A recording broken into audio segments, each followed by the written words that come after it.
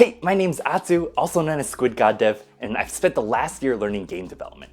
I've just released my first commercial game. It's this pet simulator game called Pocket Pets. I've always found videos from other indie developers talking about how much money they made to be really interesting, so I wanted to share my experience as well.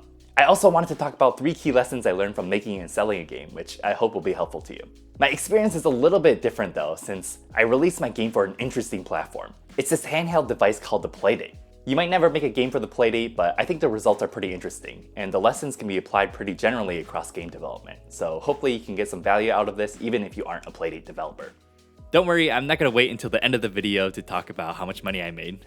We'll get right into the game's financials.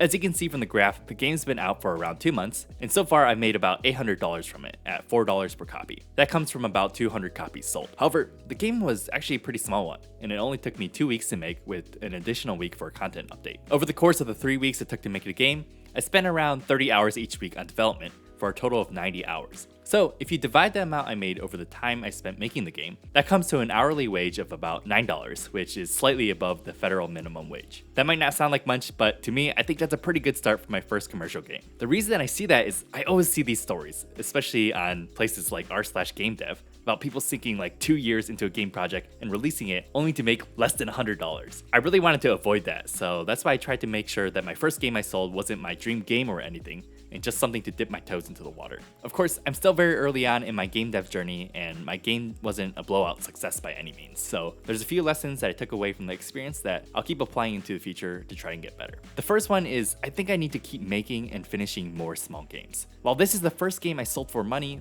it's not actually my first game. I began to seriously start learning how to make games about a year ago, when I started my YouTube channel, and in that time I've released 9 free games on itch.io. They're all pretty small games, but those are 9 finished games with a complete game loop. That might seem a bit excessive, but to me it made a lot of sense to do it this way. The best way to get better at drawing is to make and finish a bunch of pieces. The best way to get better at filmmaking is to make and finish a bunch of short films. Naturally, my first few games weren't very good, so I can't imagine selling my first game. I found with each successive game, I got a little better at some things and learned the most important skill, which was actually being able to finish a game, which is much harder than you might think. I definitely have a lot to learn in terms of game design, so I'm gonna keep making small games for the foreseeable future. The second lesson I learned was I think I should keep trying to target a niche.